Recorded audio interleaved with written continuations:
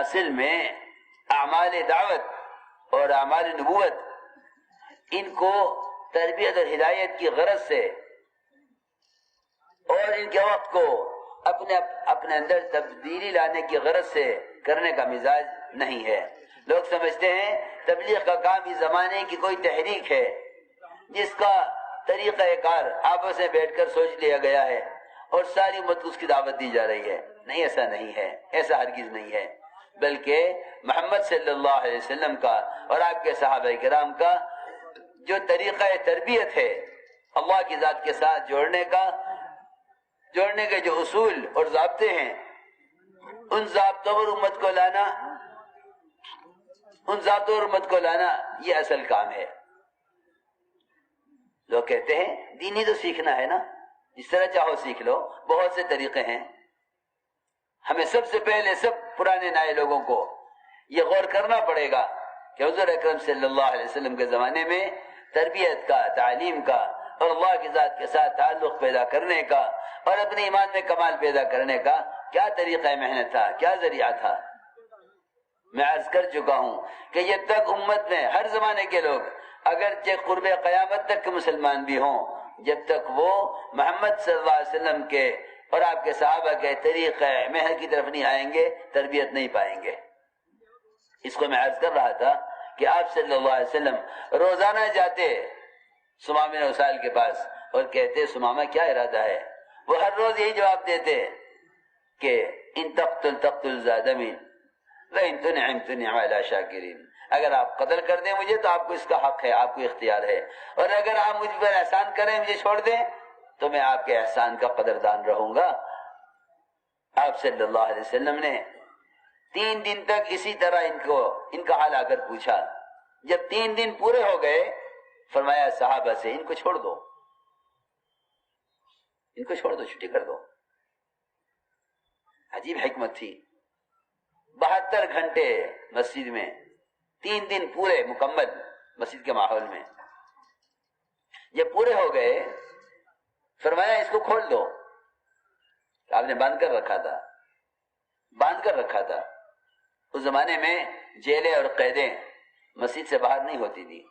چور کو مسجد میں باندھ کر رکھا گیا تاکہ یہاں رہنے سے چوری کی نفرت پیدا ہو. اس لیے کہ سزا سے آدمی جرم میں پختہ ہوتا ہے اور عمل کے ماحول میں رہ کر آدمی جرم سے توبہ کرتا ہے. سزا سے جرم میں پختگی پیدا ہوتی ہے اور مسجد سے کے ماحول سے اپنے جرم پر توبہ اور ندامت اور جرم کو چھوڑنے کی استعداد پیدا ہوتی ہے. آپ نے 72 گھنٹے پورے ہونے پر، 3 دن پورے ہونے پر فرمایا اب اس کو چھوڑ دو. ثمامہ وہاں سے نکلے اور فوراً مسجد کے قریب ایک باغ تھا، اس میں گئے. وہاں جا کر غسل کیا، پاک کپڑے پہنے اور کلمہ شہادت قبول کیا، اسلام میں داخل ہوئے اور عرض کیا کہ یا رسول اللہ میں اسلام قبول کرتا ہوں. جس آدمی کا حال یہ ہو کہ وہ جان دینے کو تیار ہے، مال دینے کو تیار ہے، اسلام قبول کرنے کو تیار نہیں، جس کی طبیعت اتنی ضد ہو، وہ مسجد کے ماحول میں آ کر ایسا بدل جائے. حضور اکرم صلی اللہ علیہ وسلم نے اپنے صحابہ کو اعمال مسجد سے ایسا اجتماعی طور پر جوڑا تھا. قرآن کے حلقے ہیں تو اجتماعی طور پر، تعلیم ہو رہی ہے تو اجتماعی طور پر، نمازیں ہیں تو اجتماعی طور پر. 100% مسلمان اعمال مسجد پر ایسے مجتمع تھے کہ اگر اس ماحول میں کوئی مشرک آتا تھا تو وہ اس ماحول کی وجہ سے اسلام میں داخل ہوتا تھا. ہر سمجھتے تھے یہ اجتماعی ماحول ایسا ہے جیسا مرغی کے پروں میں انڈے ہوتے ہیں کہ مرغی کے پروں سے انڈوں میں حیات آتی ہے، اس طرح فرشتوں کے پروں سے مسلمانوں کے دلوں میں ہدایت کا نور اور فرشتوں والی صفات ان کے دلوں میں پیدا ہوتی ہیں. جب اس ماحول میں نئے لوگ آتے ہیں تو وہ اس ماحول کی وجہ سے ان کے اندر تبدیلی آتی ہے. ہم سمجھتے ہیں محض ملاقاتوں کے ذریعے دین کی بات پہنچا دینا کافی ہے، حالانکہ ایسا نہیں ہے، بلکہ اجتماعی عمل کے ماحول میں دعوت دے کر لے کر آنا، اجتماعی عمل کے ماحول میں دعوت دے کر لانا، یہ اس کو اندر سے بدلنے کے لیے ہے. یہ اندر کی تبدیلی کا اصل طریقہ یہ ہے. اندر کی تبدیلی کا اصل طریقہ یہ ہے کہ حضور اکرم صلی اللہ علیہ وسلم کی مجلس میں اور آپ کی مسجد میں جو شخص جس ارادے سے آتا تھا اس کا وہ ارادہ اس ماحول کی وجہ سے بدل جایا کرتا تھا۔ عمیر بن وہاب قتل کرنے کے ارادے سے آئے، آ کر اسلام قبول کیا۔ دو فوجی آپ گرفتار کرنے کے لیے آئے، دونوں نے آ کر اسلام قبول کیا۔ جو آپ کی جاسوسی کے لیے آئے انہوں نے آ کر اسلام قبول کیا۔ صحابہ کرام میدان جنگ سے، میدان قتال سے، کفار کے ماحول میں سے جس کو بھی گرفتار کرتے تھے اس لیے گرفتار نہیں کرتے تھے کہ اس سے مال چاہیے، اس لیے گرفتار نہیں کرتے تھے کہ اس کو تکلیف پہنچانی ہے، بلکہ گرفتار کر کے لاتے اپنے ماحول میں اور اکرام کرتے، ایسا اکرام کرتے کہ ایک مشرکی کہتا ہے کہ میں اسلام کیوں نہ قبول کروں، میں اسلام کیوں نہ قبول کروں، یہ مجھے کھانے میں میرے ساتھ بٹھاتے، میں بندھا ہوا ہوتا، یہ مجھے نرم ٹکڑا روٹی کا دیتے اور خود گھٹیا اور ردی کھجور پر گزارا کرتے اور مجھے گیہوں کھلاتے، حالانکہ وہاں گیہوں نہیں ہوا کرتا تھا، باہر سے آتا تھا۔ جو وہاں کے مالدار قسم کے لوگ ہوتے تھے وہ گیہوں کھاتے تھے، فقراء وہ کھجوریں کھایا کرتے تھے۔ تو فرماتے ہیں کہ میں کیوں نہ اسلام قبول کرتا، جب کسی کا ہاتھ میں نرم ٹکڑا روٹی کا آتا وہ مجھے دیتا کہ یہ قیدی ہمارا مہمان ہے۔ ان کو یہ دین سکھلاتے، انہیں ایمان بتلاتے، انہیں اللہ کا تعارف کراتے، یہ بیڑیوں میں رہتے، انہیں ماحول میں رکھتے۔ یہاں تک فرمایا قرآن میں کہ اگر کوئی مشرک بھی تم سے پناہ چاہے اس کو پناہ دے دو تاکہ وہ اللہ کا کلام سن کر اسلام میں داخل ہو جائے۔ لے بے شمار کفار ایسے ہیں جو اسلام میں داخل ہوئے ہیں صرف قرآن سن کر، ایسے بے شمار مشرکین ہیں۔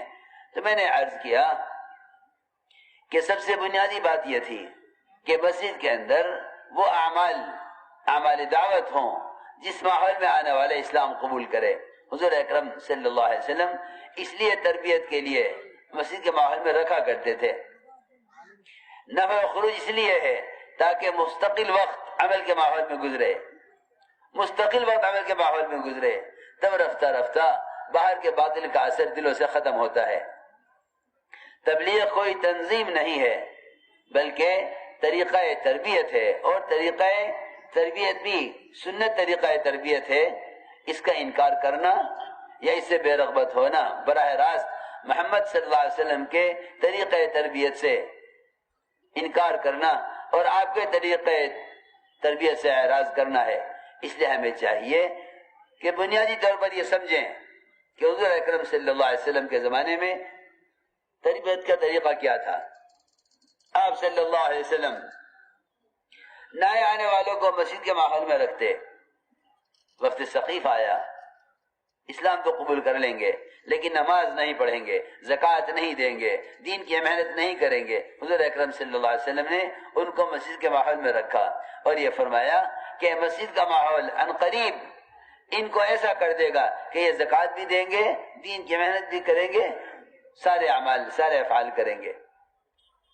اس لیے میرے بزرگوں، دوستو، عزیزوں، سب سے بنیادی بات یہ ہے کہ ہمارے ان گشتوں کا، ملاقاتوں کا اصل مقصد یہ ہے کہ امت غفلت کے، گناہوں کے، شرک اور کفر کے ماحول سے نکلے اور ایک ایک فرد مسجد میں ایمان کے حلقوں میں آ کر جڑے۔ اصل مقصد ملاقاتوں کا، اصل مقصد گشت کا یہ تھا، کیونکہ اس کام کے ذریعے سب سے پہلے اپنے یقینوں کا بدلنا ہے۔ اس کام کے ذریعے سب سے پہلے یقین کا بدلنا ہے، اور یقین کی تبدیلی کا تعلق اعمال مسجد سے ہے۔ فرماتے تھے حضرت کہ مسجد سے باہر جتنے پھیلے ہوئے نقشے ہیں، ان سارے نقشوں سے اللہ کے غیر سے ہونا سکھلایا جاتا ہے۔ مسجد واحد جگہ ہے جہاں صرف اللہ کی ذات سے ہونا سکھلایا جاتا ہے۔ ہمارے گشت کا موضوع یہ ہے کہ اللہ کے غیر سے ہونے کے ماحول سے، اللہ کے غیر سے ہونے کو سوچنے کے ماحول سے ایک مسلمان کو نکال کر اللہ کی ذات عالی سے ہونے کے ماحول میں لایا جائے۔ یہ ہمارے گشت کا اصل مقصد ہے، کیونکہ صحابہ کرام اسی مقصد کے لیے ملاقاتیں